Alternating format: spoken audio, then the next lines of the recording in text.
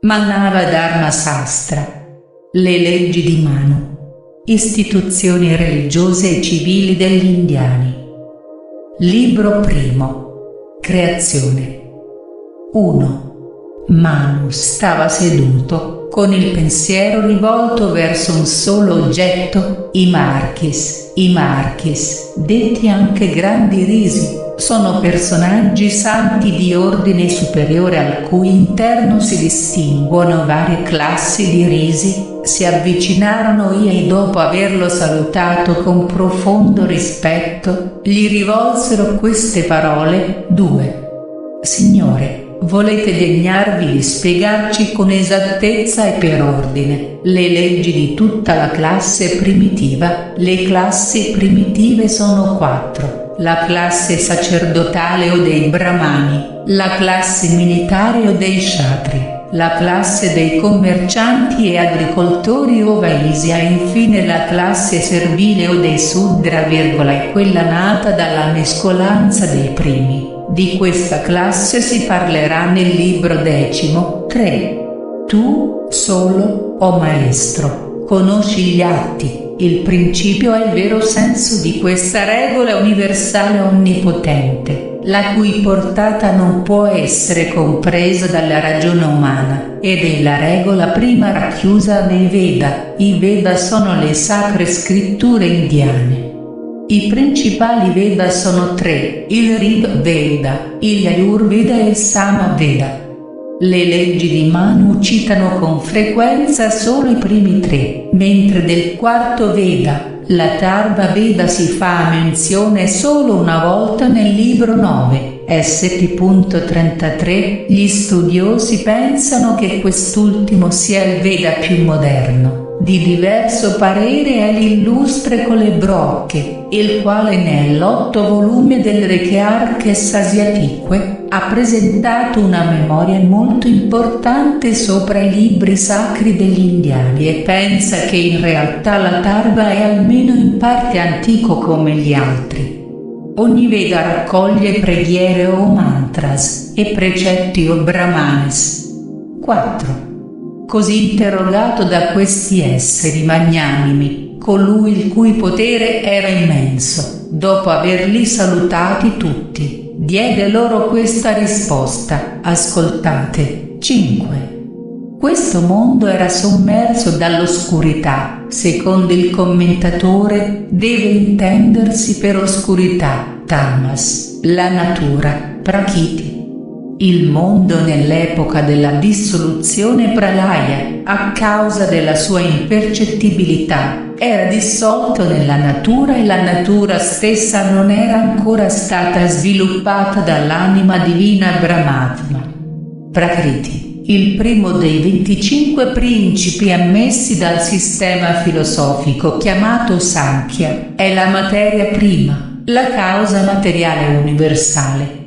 Il sistema Sankhya, con il quale sembra intrattenere una grande relazione la parte metafisica della cosmogonia, è stata esposta da Colebrocche nelle sue memorie sopra la filosofia indiana. Queste ammirabili memorie sono oggi alla portata di tutto il mondo, grazie alla traduzione francese di Pautier.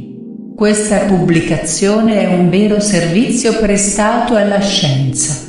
Gli indianisti parlano anche di una esposizione del sistema Sankhya nell'edizione di Sankhya Karika scritta da Lassen, impercettibile, indistinto, senza poter essere scoperto dal raziocinio, né essere rivelato, sembrava consegnato interamente al sonno. 6. Quando fu concluso il principio della dissoluzione pralaya, il pralaya è la dissoluzione o distruzione del mondo, che si verifica alla fine di un giorno di Brahma, allora il Signore Onnipotente, fuori dalla comprensione dei sentimenti esterni, rese percepibile questo mondo con i 5 elementi e gli altri principi, risplendente della luce più brillante. Apparve e dissipò le tenebre, creando la natura Prakriti. 7. Quello che il solo spirito percepisce, che sfugge alle percezioni degli organi di senso, invisibile, eterno, anima di tutti gli esseri, che nessuno può comprendere, dispiegò il proprio splendore. 8. Risolvette nel suo pensiero di far emanare dalla sua sostanza le diverse creature. Creò prima le acque e in quelle depositò un germe. 9. Questo germe si trasformò in un uovo brillante come l'oro, risplendente come un astro dai 1000 raggi, in cui lo stesso essere supremo nacque sotto la forma di Brahma. Brahma è il Dio unico, creatore del mondo. Nella mitologia, insieme con Vishnu e Shiva, formano una triade divina chiamata Trimurti. Brahma è anche chiamato Hiranyagarbha, uscito da una matrice dorata, alludendo all'uovo d'oro, il progenitore di tutti gli esseri. 10. Le acque sono state chiamate Naras perché erano opera di Nara, lo spirito divino. Queste acque furono il primo luogo in cui Nara si mosse. Ayana sono state chiamate Narayana, quello che si muove sopra le acque. Brahma qui è designato con il nome di Narayana. Nelle Puranas, antiche leggende, Narayana è generalmente uno dei nomi del dio Vishnu, 11. Per l'esistente, per la causa impercettibile, eterna, che esiste realmente, ma non si può comprendere con gli organi, è stato creato questo essere divino Purusa, celebrato in tutto il mondo con il nome di Brahma. 12. Dopo essere rimasto nell'uovo per un anno di Brahma, è il giorno di Brahma, come si vedrà in seguito. St.72 equivale a 4.320 milioni di anni umani della durata di 360 giorni, la notte ha la stessa durata. Il giorno di Brahma si chiama Kalpa. 30 di questi Kalpa formano un mese di Brahma, 12 di questi mesi, un anno. Così un anno di Brahma equivale a 3.110.400 milioni di anni umani. Il Signore, solo con la forza del suo pensiero, separò questo uovo in due parti. 13. Con queste due parti, formò il cielo e la terra, nel mezzo collocò l'atmosfera. Per atmosfera si deve intendere lo spazio posto tra la terra e il sole. Le 8 regioni celesti. Queste 8 regioni sono i 4 punti cardinali e i 4 punti intermedi, entrambi presidiati dagli dei, e le acque permanenti. 14. L'anima suprema, creò prima il sentimento, Manas, che esiste per la sua natura e che non esiste per i sensi, e dopo la creazione del sentimento, creò l'Ankara, la coscienza dell'Io, monitore e maestro supremo. 15. Prima del sentimento e della coscienza, creò il grande principio intellettuale, Mat, chiamato anche Buddhi, l'intelligenza, è tutto ciò che riceve le 3 qualità, o le qualità della bontà, Sattva, della passione, Rajas, e dell'oscurità, Tamas. Guardare anche libro 12 St. 24, e i 5 organi dell'intelligenza, il cui compito è quello di percepire gli oggetti esteriori, e i 5 organi dell'azione. I filosofi erano soliti distinguere 11 organi di senso, 10 esterni e 1 interno. Tra i 10 organi esterni, i primi 5 sono chiamati organi dell'intelligenza e sono gli occhi, le orecchie, il naso, la lingua e la pelle. Gli altri 5 sono chiamati organi dell'azione e sono l'organo della parola, le mani, i piedi, l'orificio inferiore del tratto intestinale e l'organo della riproduzione. L'11° organo, quello interno, è il sentimento, Manas, responsabile dell'intelligenza e dell'azione. Vedere libro 2 St.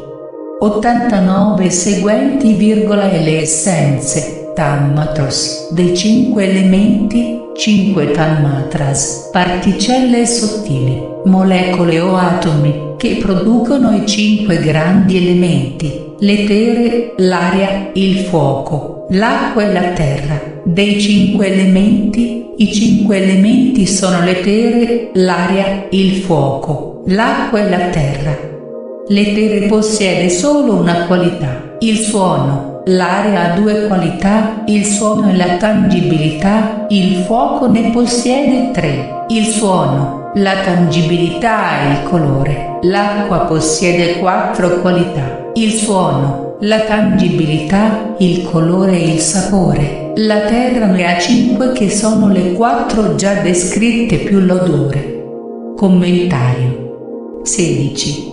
Avendo unito molecole impercettibili di questi 6 principi, dotati di una grande energia, la sapienza, le essenze sottili dei 5 elementi e la coscienza, prese particelle di questi stessi principi, trasformandoli negli elementi e nei sentimenti, generò allora tutti gli esseri, 17.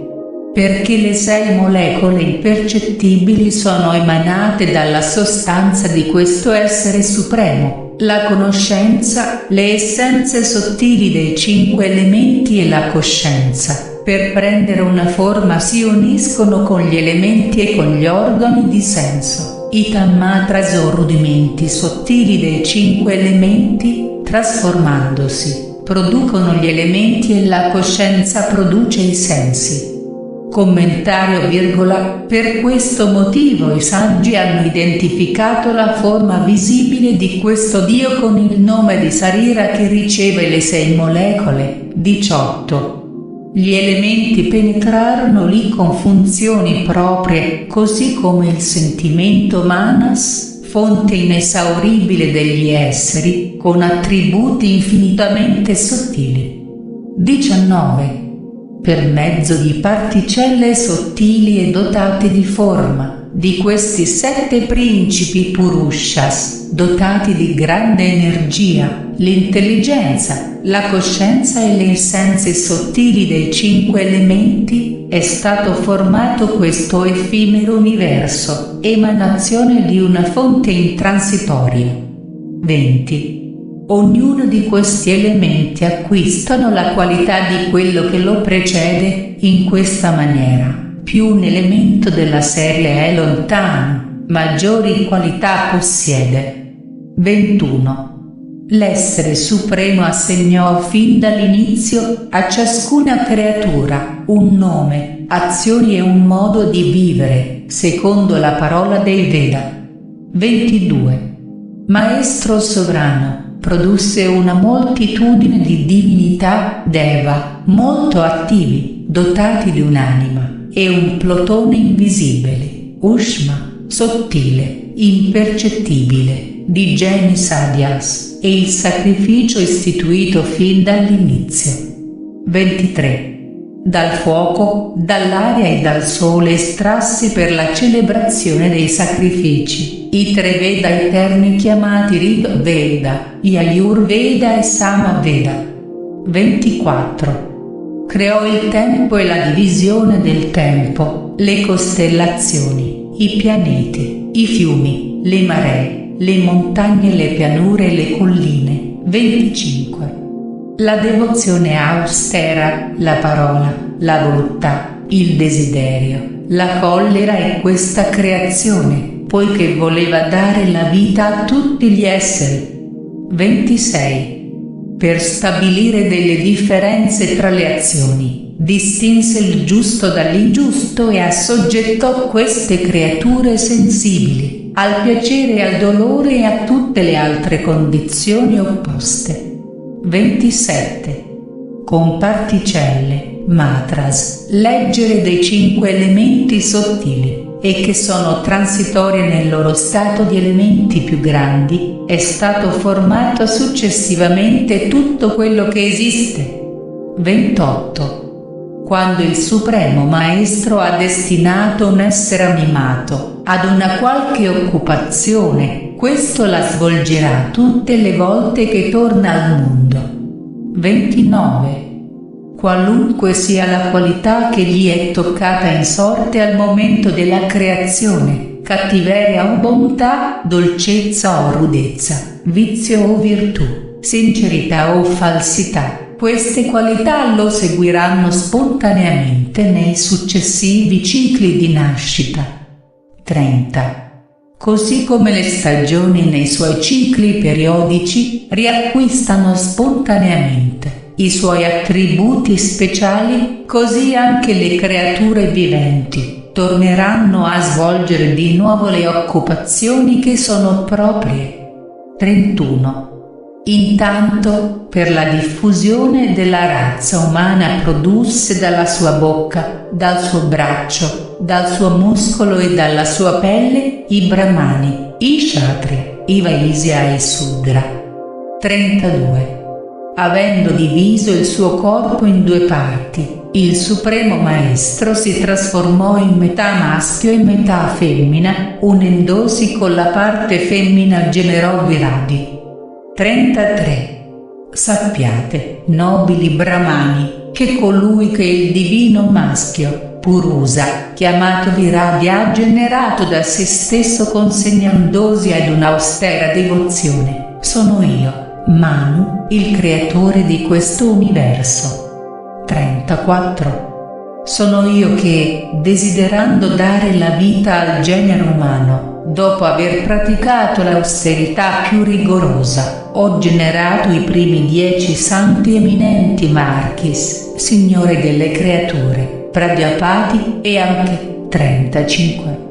Marichi, Atria, Angiras, Pulastya, Pulada, Kratu, Daksha, Vashishta, Narada. 36. Questi esseri onnipotenti crearono altri 7 Manu, gli dei, Deva, i loro regni e i Maharsis dotati di un immenso potere. 37.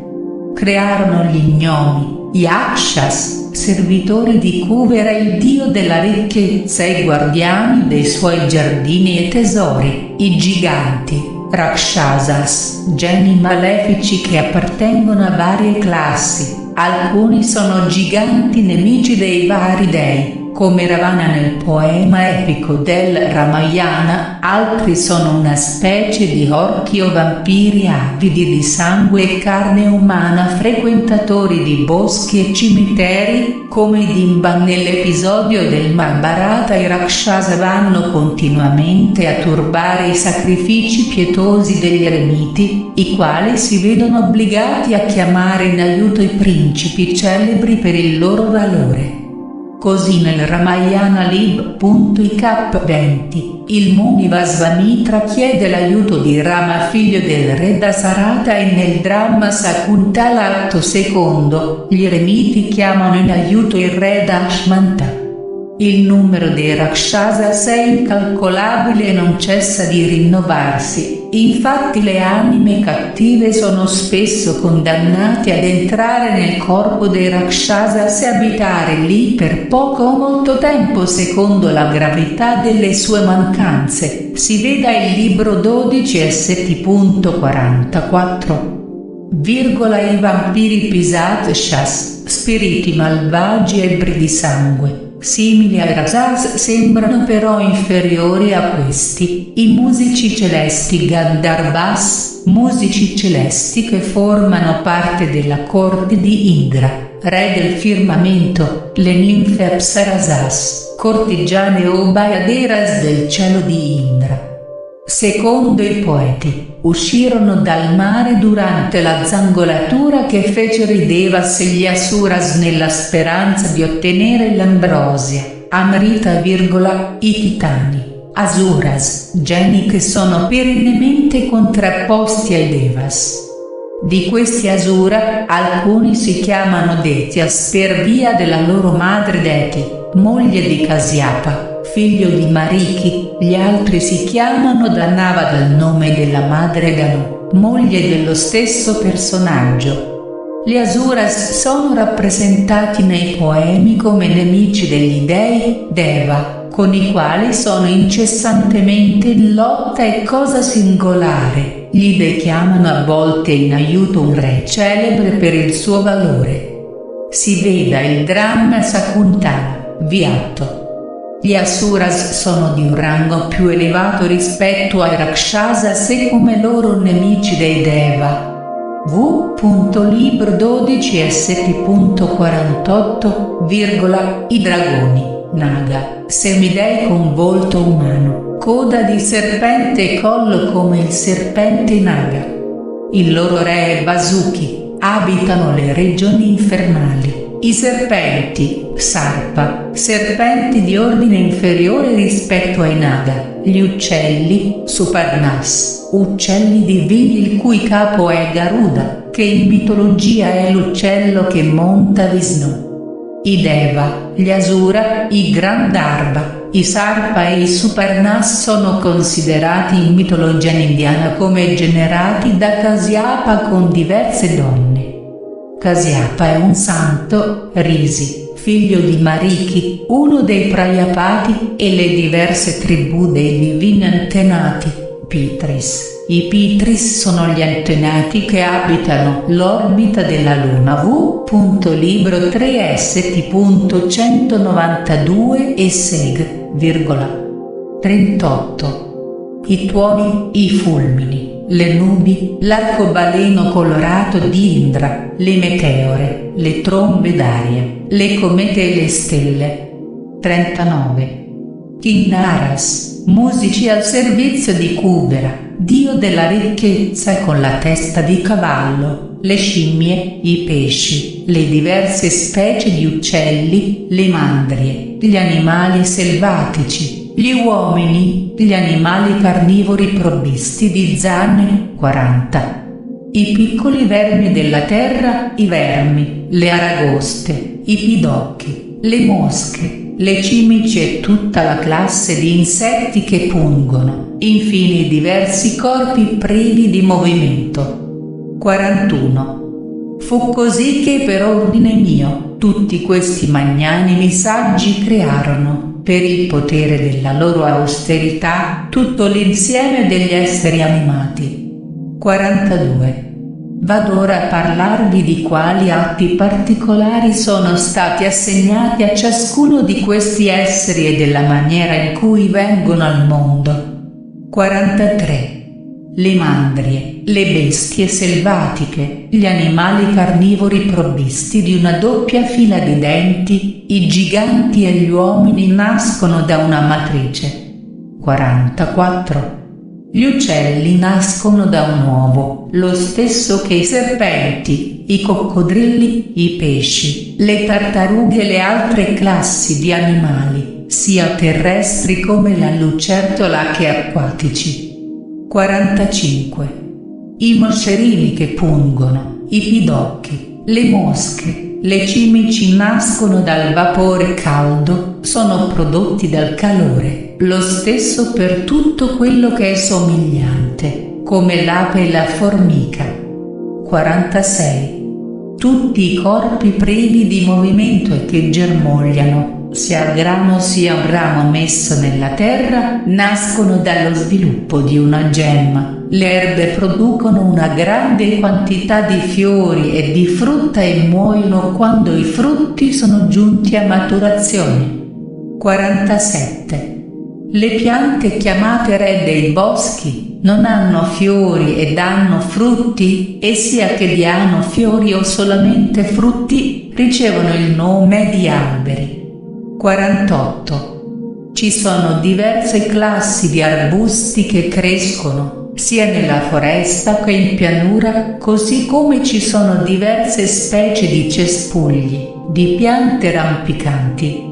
Tutti questi vegetali germogliano da un seme o da un ramo. 49. Circondati dalla qualità di ombra, manifesta sotto una molteplicità di forme, a causa delle sue azioni precedenti. Questi esseri, dotati di una coscienza interiore, sentono il dolore e il piacere. 50. Questo è quello che è stato dichiarato, da Brahma fino alle piante, la trasmigrazione, uno dei dogmi indiani è la metempsicosi. L'anima passa attraverso vari corpi finché merita di essere assorbita in Brahma. Si veda il libro 12, che avviene in questo mondo spaventoso che si distrugge senza mai aver fine. 51. Dopo aver creato l'universo è me, colui il cui potere è al di sopra di ogni comprensione, sparì di nuovo, assorbito nell'anima suprema, rimpiazzando il tempo della creazione con il tempo della dissoluzione, pralaya. 52. Quando questi dei si destano, immediatamente questo universo compie i suoi atti. Quando dormono, lo spirito è immerso in un profondo riposo, allora il mondo si dissolve. 53. Durante questo sonno, gli esseri animati dotati del principio dell'azione lasciano le loro funzioni, allora il sentimento Manas cade nell'inerzia, così come gli altri sentimenti. 54. Quando nello stesso tempo si è dissolta l'anima suprema, l'anima di tutti gli esseri dorme tranquillamente nella quiete più assoluta. 55. Dopo essersi ritirato nell'oscurità primitiva, rimane così per un lungo tempo con gli organi dei sensi. Non svolge le sue funzioni e si sveste della sua forma. 56. Quando riunendo di nuovo i principi degli elementi sottili, si introduce un seme vegetale o animale, si ricopre una nuova forma. 57. E così, come per un risveglio e un riposo alternato, l'essere immutabile fa rivivere o morire eternamente questo insieme di creature mobili e immobili. 58. Dopo aver scritto egli stesso, fin dal principio, questo libro della legge, fece in modo che io l'imparassi a memoria, in modo che io potessi insegnarlo agli altri saggi. 59. Brigu qui presente ci farà conoscere pienamente il contenuto di questo libro, perché questo Muni, nome che si dà ad un santuomo pietoso e istruito, partecipe della natura divina e che si è elevato per mezzo di penitenza al di sopra della natura umana, lo ha imparato a memoria per intero, per merito mio. 60. Allora Maharishi Brig, interpellato da Manu, disse con benevolenza a tutti questi risis: ascoltate. 61. Di questo Manu Svayantuya, uscito dall'essere esistente per se stesso, discendono altri 6 Manu, ognuno di loro diedero la nascita a una razza di creature. Questi Manas, dotati di un'anima nobile e di una energia superiore. 62. Swarkisha, Otoni, Tamasa, Raivata, il glorioso Kakshusha è il figlio di Vivasvata. Vivasvata è il patronimico del 7° Manu e significa figlio del sole Vivasvat. Vivasvata è in relazione con la storia dell'ultimo diluvio, che raccontate dai poemi indiani e che riassumo secondo un episodio del Mahabharata, pubblicata in francese da Bob P., della quale Pauteir ha curato l'edizione francese, pubblicata su Revue de Paris nel settembre del 1832. Il santo monarca Vaivarbhata si era consegnato alla più rigorosa austerità. Un giorno, mentre praticava i suoi riti di devozione sulla riva del Varini, un pesciolino gli rivolse la parola pregandolo affinché lo tirasse fuori dal fiume, dove sarebbe stato inevitabile preda dei pesci più grandi. Vaivasvata allora colse e lo collocò in un vaso pieno d'acqua, da dove iniziò a crescere talmente tanto che il vaso non potette più contenerlo e Manu si vide obbligato a trasportarlo successivamente in un lago, e poi fino al Gange e infine al mare, perché il pesce continuava a crescere ogni volta che Manu lo cambiava di luogo. Il pesce, pur essendo enorme, diventava facile da trasportare e gradevole al tatto e all'olfatto. Giunti al mare si rivolse al santo personaggio: tra breve tutto quello che esiste sopra la terra sarà distrutto, è giunto il tempo della sommersione del mondo, è giunto per tutti gli esseri mobili e immobili il tempo della dissoluzione. Tu costruirai una solida imbarcazione provvista di corde, su cui ti imbarcherai insieme ai 7 risi portando del grano con te.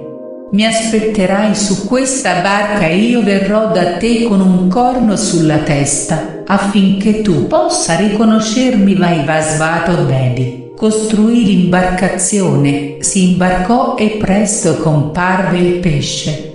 Il santo legò una corda molto forte al corno del pesce, che fece navigare la barca con grande rapida nonostante la violenza della tempesta e l'impeto delle onde che non lasciavano distinguere la terra nella regione celeste. Il pesce la trasportò per un certo numero di anni, finché approdarono sulla cima del monte Himalaya, da dove ordinò ai risi di attraccare la nave. Io sono Brahma, signore delle creature, disse allora, nessuno è superiore a me. Sotto forma di pesce vi ho salvato dal pericolo. Manu che è qui va ora ad eseguire la creazione. Dopo aver parlato così scomparve Vaivasvata. Dopo aver fatto austerità si mise a creare tutti gli esseri. Sottolineatura: questa metamorfosi in pesce è comunemente attribuita nei poemi indiani al dio Vishnu. Questa metamorfosi aveva lo scopo di recuperare i Veda che aveva rubato un gigante. È la prima delle 9 incarnazioni di questo dio che sono chiamate Avatar. Si veda la Recherches Asiatiques, vol. I. Pagina 179 volume 2 pag 171 della traduzione francese, 63. Questi 7 mani onnipotenti, dei quali Svayambhuva è il primo, durante il loro rispettivo periodo hanno prodotto e guidato ciascuno questo mondo composto da esseri mobili e da esseri immobili. 64. 18 Ninishas, battito di ciglia, fanno un kashta. 30 kashta un kala, 30 kala un muhurta, 3 il giorno, altrettante muhurta scompongono il giorno e la notte. 65. E il sole che stabilisce la divisione tra il giorno e la notte, per gli uomini e per gli dei, la notte è per il sonno degli esseri e il giorno per il lavoro. 66. Un mese di mortali è un giorno e una notte di Pitris, si dividono in 2 quindicine. La quindicina nera per i Manes sono i giorni destinati alle azioni, la quindicina bianca la notte consacrata al sonno. 67. Un anno di mortali è un giorno e una notte degli dei, è diviso così: il giorno corrisponde al corso settentrionale del sole e la notte al suo corso meridionale. 68. Ora imparerete nell'ordine e distintamente qual è la durata di una notte e un giorno di Brahma e di ciascuna delle 4 età, Yuga. 69. 4000 anni divini compongono, secondo i saggi, il Krita Yuga, il crepuscolo che precede a altre centinaia di anni, il crepuscolo che segue è simile. 70. Le altre 3 ere sono precedute e seguite ugualmente da un crepuscolo. Le migliaia e le centinaia di anni sono successivamente diminuite di una unità. 71. Sommando queste 4 ere appena enumerate, la somma degli anni, che è di 12.000, è chiamata l'età degli dei. 72. Sappiate che la somma di 1000 età divine compongono in totale un giorno di Brahma e che la notte ha la stessa durata. 73. Coloro che sanno che il santo giorno di Brahma non si conclude con 1000 età e che la notte abbraccia lo stesso spazio di tempo, conoscono veramente il giorno e la notte. 74. Nell'espirazione di quella notte, Brahma che stava dormendo si risveglia e risvegliandosi emana lo spirito divino, Manas, che esiste per la sua essenza e non esiste per i sensi esterni. 75. Spinto dal desiderio di creare, provato dall'anima suprema, lo spirito, il principio intellettivo, opera la creazione e nasce l'etere che i saggi considerano dotati della qualità del suono. 76.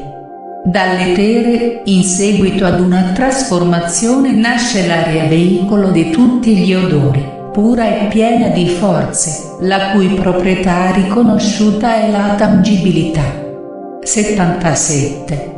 Per la metamorfosi dell'aria si produce la luce che illumina, dissipa le tenebre e brilla, si dice che ha per proprietà la forma apparente. 78. Dalla luce, per una sua trasformazione, nasce l'acqua che ha il sapore come qualità, dall'acqua deriva la terra, la cui qualità è l'odore. Questa è la creazione dal suo principio. 79. Questa età degli dei enunciata prima, che abbraccia 12.000 anni divini, moltiplicata per 70 volte più una, è quella che si chiama il periodo di Manu. Manvantara. 80. I periodi dei Manu sono innumerevoli, così come la creazione e la distruzione del mondo che l'essere supremo le rinnova come in un gioco. 81. Nel Krita Yuga la giustizia si mantiene fermamente sopra i 4 piedi, la verità regna e nessun bene ottenuto dagli esseri mortali deriva da iniquità. 82. Nelle altre età, per l'accumulo illecito dei guadagni, il Dharma perde un piede e viene rimpiazzato dal furto, dalla falsità e la frode, così i vantaggi guadagnati dagli uomini diminuiscono gradualmente della sua quarta parte. 83. Gli uomini liberi dalle malattie ottengono la realizzazione di tutti i loro desideri e vivono 400 anni durante la prima età, nel Treta Yuga e nelle successive età la sua esistenza perde un quarto della sua durata. 84. La vita dei mortali menzionata nei Veda, le ricompense per le azioni e il potere degli esseri animati, portano in questo mondo frutti proporzionati a queste età. 85. Certe virtù sono peculiari dell'età Krita, altre all'età Treta, altre all'età Dvapara, altre all'età di Kali, in proporzione al decremento di questa età. 86. L'austerità domina durante la prima età, la scienza divina durante la seconda, il compimento dei sacrifici durante la terza, a detta dei saggi la liberalità domina solo nella quarta era. 87. Per conservare l'intera sua creazione, egli, l'essere supremo, glorioso, assegnò occupazioni differenti a coloro che uscirono dalla sua bocca, dal suo braccio, dalla sua coscia e dai suoi piedi. 88. Assegnò in dote ai Brahmani lo studio e gli insegnamenti dei Veda, la celebrazione dei sacrifici, la direzione dei sacrifici offerti da altri, il diritto di donare e di ricevere. 89. Egli impose come dovere ai kshatriya di proteggere il popolo, di fare la carità, i sacrifici, di leggere i libri sacri e di non abbandonarsi ai piaceri dei sensi. 90. Prendersi cura degli animali, fare l'elemosina, i sacrifici, studiare libri sacri, esercitare il commercio, prestare a credito, lavorare la terra sono le funzioni assegnate ai Vaisya. 91 Ma il Supremo Maestro assegna ai Sudra un solo compito, quello di servire le classi precedenti, senza disprezzare i loro meriti. 92. La parte superiore dell'ombelico del corpo dell'uomo è stata proclamata la più pura, e la bocca dell'uomo è stata dichiarata la più pura dall'essere che esiste da se stesso. 93.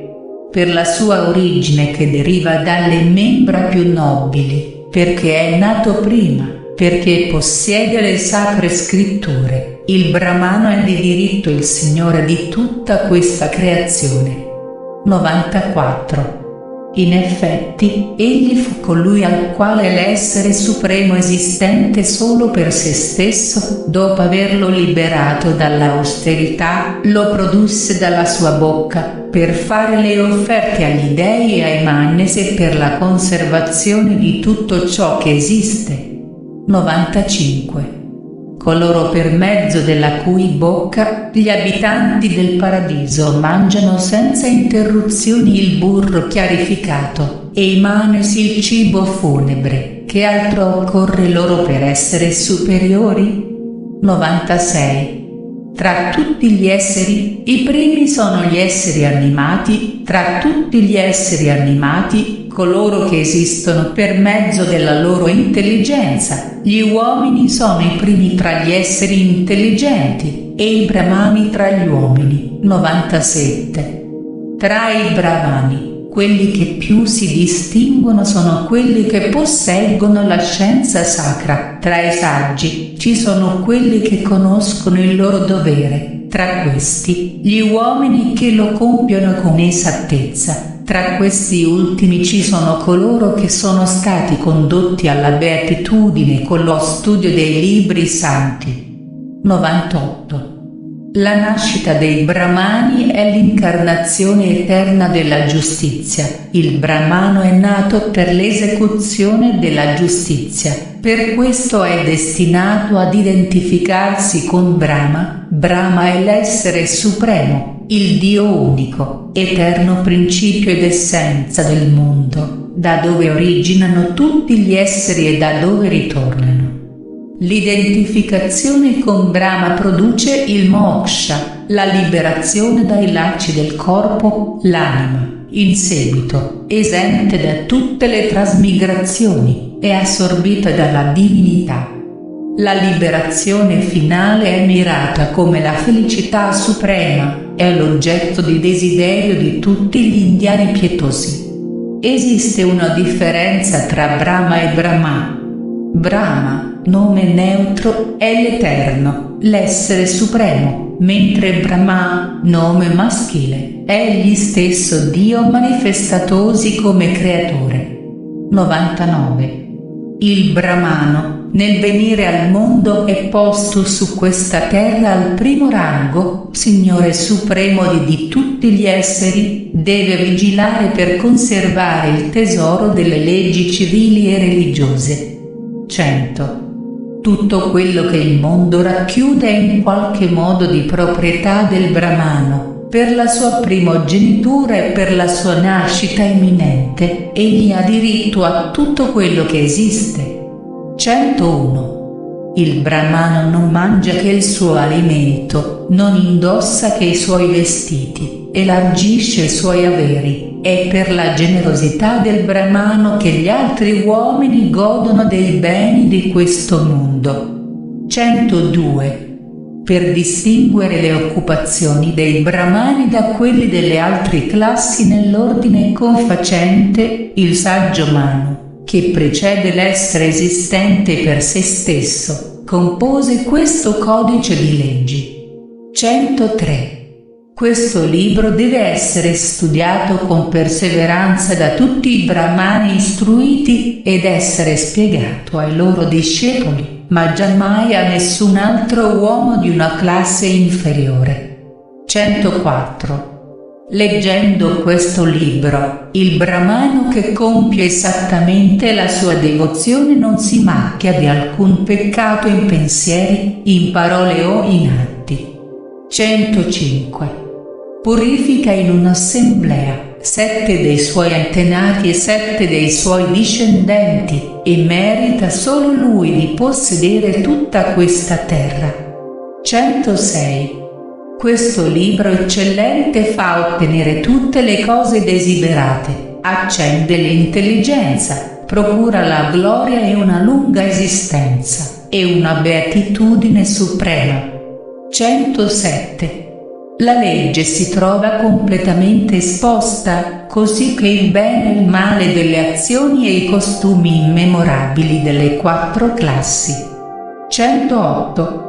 I costumi immemorabili sono la principale legge approvata per la rivelazione. Sruti, la Sruti è la Santa Scrittura, il Veda, la Smriti, la legge dichiarata dal legislatore ispirata dai suoi alunni e raccolta da questi ultimi, e la tradizione, Smriti, di conseguenza, colui che desidera il bene della propria anima deve conformarsi sempre con perseveranza ai costumi immemorabili.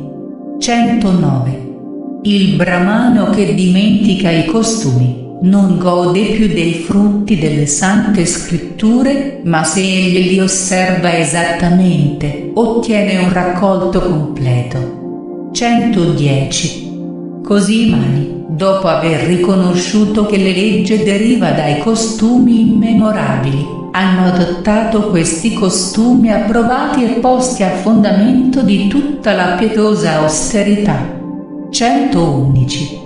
La nascita del mondo, le regole dei sacramenti, samskara, i doveri e la condotta di un allievo di teologia, brahmachari, l'importante cerimonia del bagno a cui si sottopone l'allievo prima di lasciare il suo maestro, allorché il suo noviziato è giunto a termine.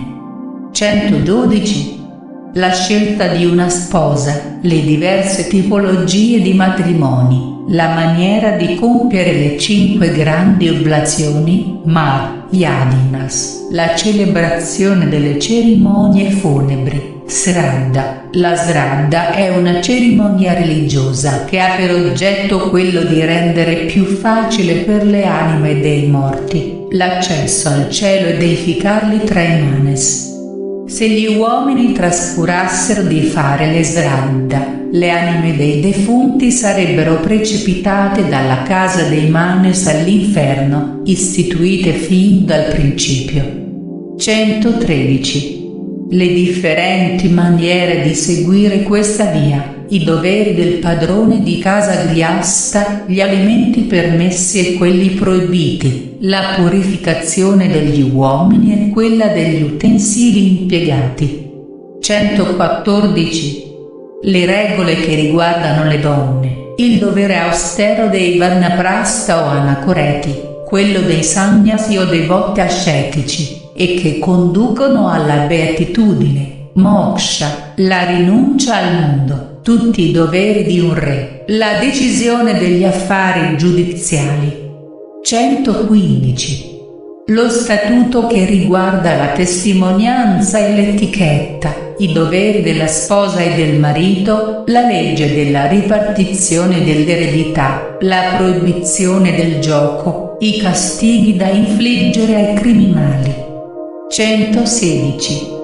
I doveri dei Vaisya e dei Sudra, l'origine delle classi miste, le regole di condotta in caso di carestia, e le maniere per espiare. 117.